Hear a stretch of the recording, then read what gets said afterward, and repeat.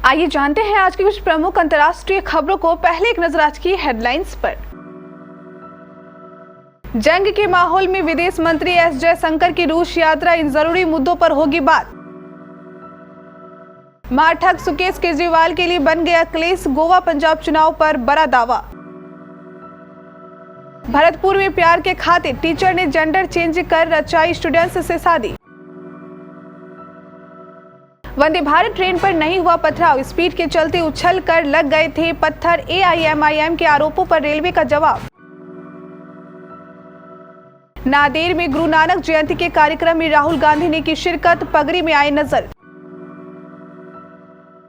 लालकृष्ण आडवाणी का 5वां जन्मदिन, मोदी ने घर जाकर बधाई दी, दोनों करीब 40 मिनट साथ रहे, केक काटा। फिर मिला नोटों का पहाड़, कांग्रेस के 2 विधायकों पर छापेमारी में काले धन का खजाना। दिल्ली में सोमवार को सबसे गर्म रहा नवंबर, 13 सालों का टूटा रिकॉर्ड, इतना दर्ज हुआ तापमान। आलिया रणबीर की बेटी के लिए पाकिस्तान एक्टर का कमेंट, दोनों मुल्कों की दोस्ती के लिए तैयार हूं। और इंग्लैंड के खिलाफ सेमीफाइनल नहीं खेल पाएंगे रोहित शर्मा, चोट पर आया बड़ा अपडेट। यूक्रेन और रूस के बीच हो रहे युद्ध के बीच भारतीय विदेश मंत्री एस जयशंकर की 2 दिवसीय रूस यात्रा पर पूरी दुनिया की नजरें टिक गई है। ऐसे माहौल में भारतीय विदेश मंत्री का मॉस्को जाना काफी अहम माना जा रहा है। मॉस्को में एस जयशंकर और रूस के विदेश मंत्री सर्गे लावरोव के बीच कई जरूरी मुद्दों पर बातचीत होगी।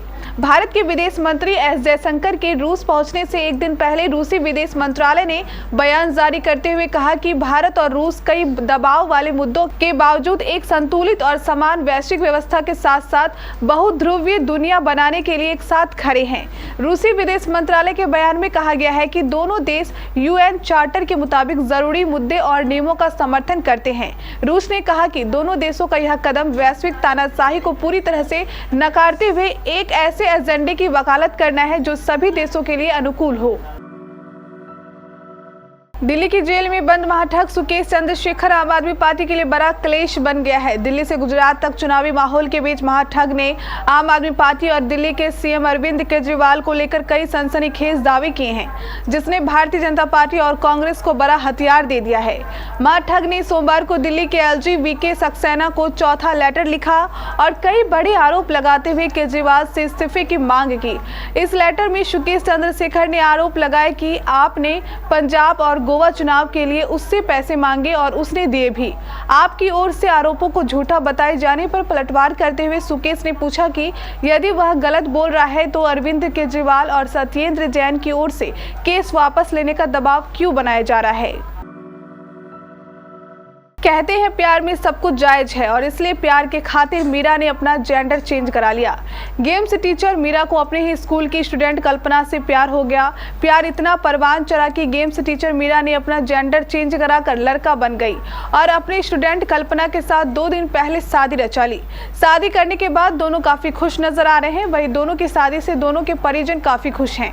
जेंडर चेंज कराकर मीरा से और अब बने दुल्हा ने बताया कि मैं सरकारी स्कूल में गेम टीचर हूँ। उसी गांव की स्टूडेंट कल्पना खेलने में बहुत अच्छी थी। उसी दौरान हम दोनों के बीच प्यार हो गया था। मैं लड़की के रूप में पैदा हुई मगर मुझे लगता था कि मैं लड़की ना होकर लड़का हूँ, इसलिए मैंने अपना जेंडर चेंज करा लिया और अपने स्टूडेंट कल्पना के साथ 2 दिन पहले शादी कर ली। असदुद्दीन ओवैसी की पार्टी ऑल इंडिया मजलिस ए इत्तेहादुल मुस्लिमीन द्वारा सूरत में वंदे भारत ट्रेन पर पथराव के आरोपों पर रेलवे ने बड़ा खुलासा किया है।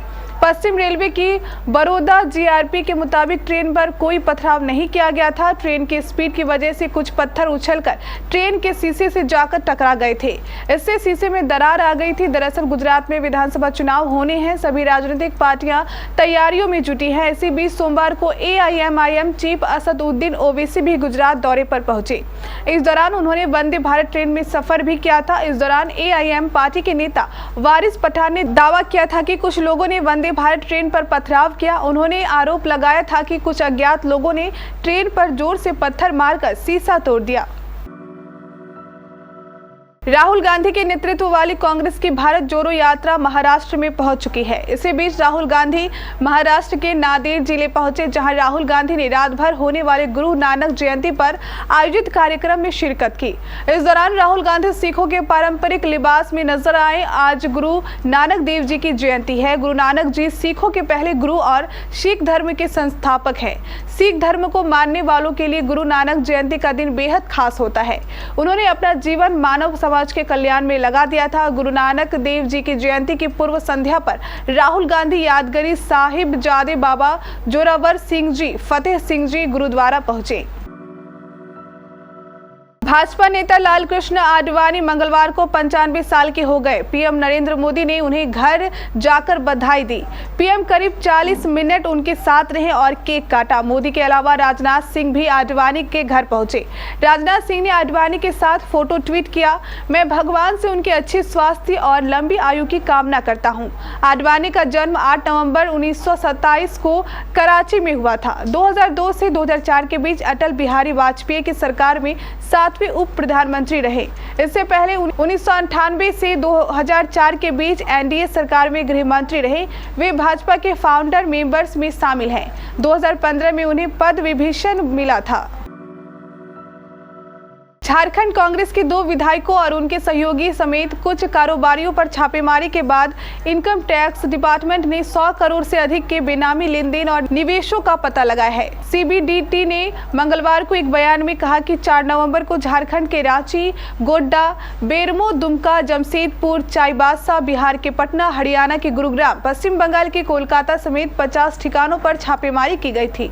इनकम टैक्स के अधिकारियों ने छापे के दौरान 2 करोड़ रुपए की नकदी भी बरामद की, जिन्हें गिनने के लिए मशीनों का सहारा लिया गया। राष्ट्रीय राजधानी दिल्ली में नवंबर शुरू होने के साथ ही ठंड भी बढ़ने लगती है। हालांकि इस साल के नवंबर में ठंड दस्तक देने के साथ ही गायब होती दिख रही है। इन दिनों राजधानी में प्रदूषण से जूझ रहे लोगों को अब पसीने भी आ रहे हैं। दिल्ली में सोमवार को अधिकतम तापमान 33 डिग्री सेल्सियस दर्ज किया गया, जिसने 13 साल के रिकॉर्ड को तोड़ दिया है। इससे पहले 2008 में इस महीने में यह तापमान 33.5 डिग्री सेल्सियस दर्ज किया गया था। मौसम विभाग के मुताबिक प्रदूषण और हवाओं में हुए बदलाव इसकी वजह है। यह गर्मी ज्यादा दिन नहीं रहेगी। दिल्ली में सोमवार को अधिकतम तापमान जहां मौसम के औसत से 4 डिग्री अधिक दर्ज किया गया, वहीं न्यूनतम तापमान 17 डिग्री सेल्सियस दर्ज किया गया, जो इस मौसम के सामान्य से 3 डिग्री अधिक है।